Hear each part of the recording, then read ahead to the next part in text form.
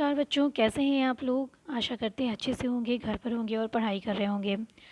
बच्चों, हम लोग जो पढ़ रहे थे सुभाषितानी, वो सुभाषितानी में आज हम लोग आगे का श्लोक करेंगे। ठीक है, तो ये हम लोग 4 श्लोक तक पढ़ चुके थे और आगे के श्लोक में है महानतम प्राप्य। ठीक, तो चलिए आगे के श्लोक शुरू करते हैं हम लोग। महान्तं प्राप्य सद्बुद्धे सन्त्यजेन लघुजनं यत्रास्ति शुचिका कार्यं कृपाणः किं करिष्यति। अर्थात महानतम प्राप्य सद्बुद्धे, सद्बुद्धि, सद्बुद्धि महानतम प्राप्य, महानता को प्राप्त होती है।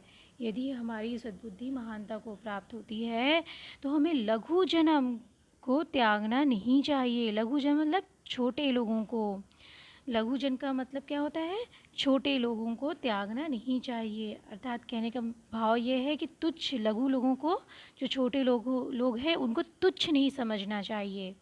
हाँ, आपके श्लोक में क्या दिया हुआ है कि महानतम प्राप्य सद्बुद्धि, सद्बुद्धि में महानता को प्राप्त होकर भी, यदि हमारे पास सद्बुद्धि है उसमें महानता को प्राप्त होकर भी हमें लघुजन छोटे लोगों को संत्यजेन न मतलब त्यागना नहीं चाहिए।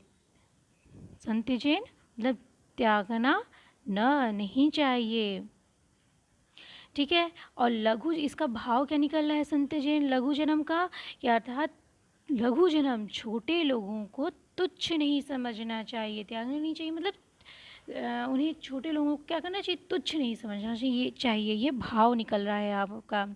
ठीक है, तो यत्र आस्ति कह रहे हैं, यत्र जहाँ, सूचिका कार्यम, सुई का कार्य, सूचिका कार्यम जहाँ, सूचिका कार्यम अस्ति जहाँ सुई का कार्य है, कृपाणम किम करिष्यति, कृपाणम मतलब तलवार, क्या करेगी।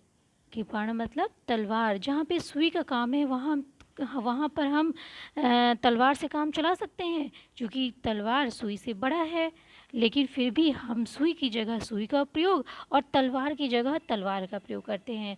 कहने का तात्पर्य यह है कि जो सूचिका है, जैसे कि लघु लोगों को सूचिका से की उपमा दिया है। ठीक है, तो कहने का तात्पर्य यह है कि छोटे लोग भी कहीं कहीं बहुत ही काम के होते हैं, बहुत ही सफल बना देते हैं व्यक्ति को।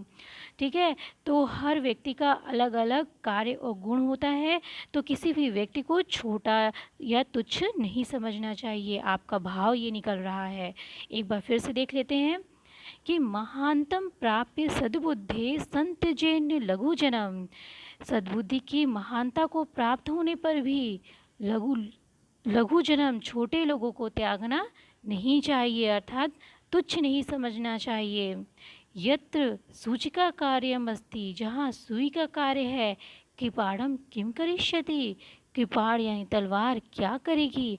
अर्थात हर व्यक्ति की अपनी जगह होती है, किसी को छोटा नहीं समझना चाहिए। ठीक है, एक बार इसका अर्थ आप ऐसे देख लीजिए लिखने में। पहले तो आप जब लिखेंगे हिंदी अनुवाद करेंगे या फिर इसका अर्थ लिखेंगे। ठीक है, तो हिंदी अनुवाद करेगी लिखिए या फिर अर्थ लिखिए। और महानतम, जब आप इस श्लोक को लिखेंगे तो पूरा श्लोक तो लिखने नहीं जाएंगे, तो पहला शब्द लिखेंगे डॉट डॉट डॉट, फिर अंतिम वाला शब्द, फिर अर्थ या अनुवाद। ये अनुवाद का जो लिखा हुआ है ना, ये अनुवाद गलत लिखा हुआ, ऊपर बिंदी नहीं होती है। ठीक, सद्बुद्धि के महान होने पर किसी को छोटा यानी तुच्छ नहीं समझना चाहिए, क्योंकि जहाँ पर सुई का काम है वहाँ तलवार क्या काटेगी। सही बात है, अर्थात काटेगी नहीं, क्या करेगी, काटेगी नहीं है, क्या करेगी।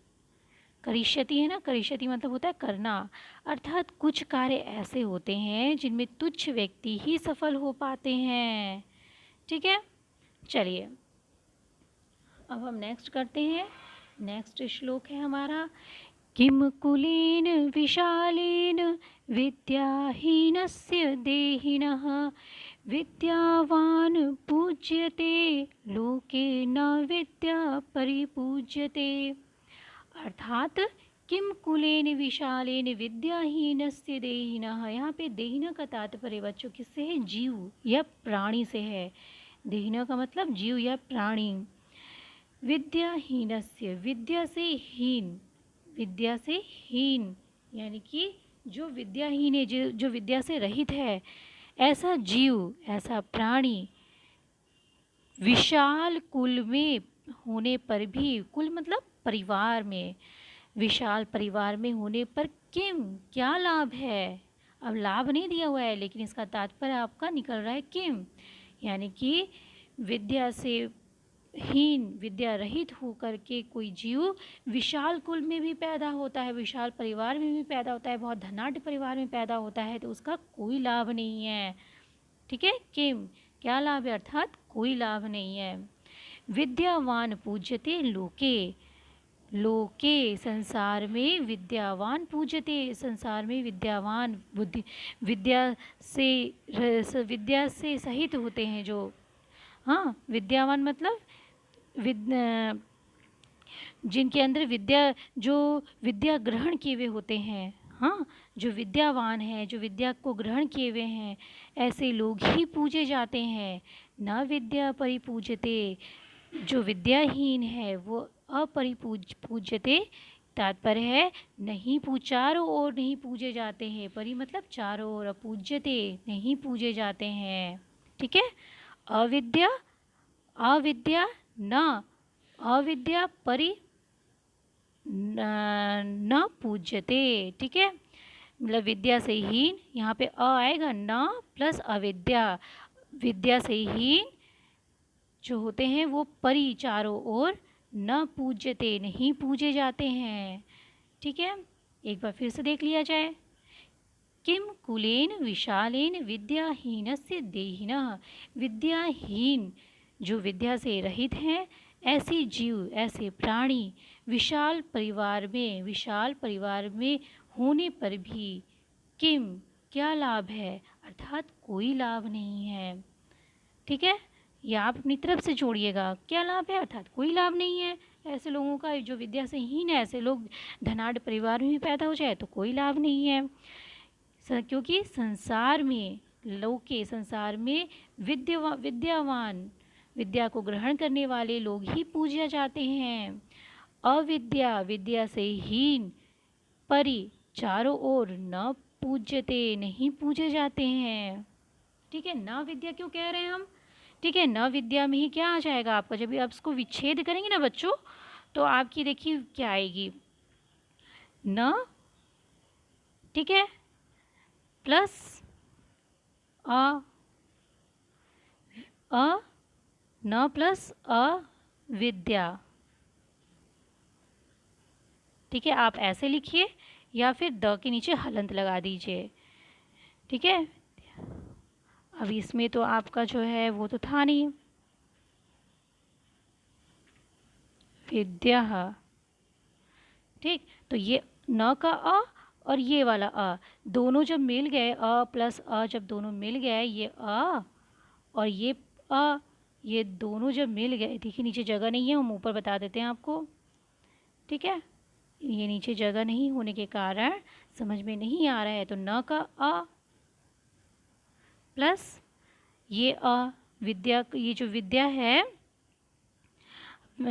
उसका अ,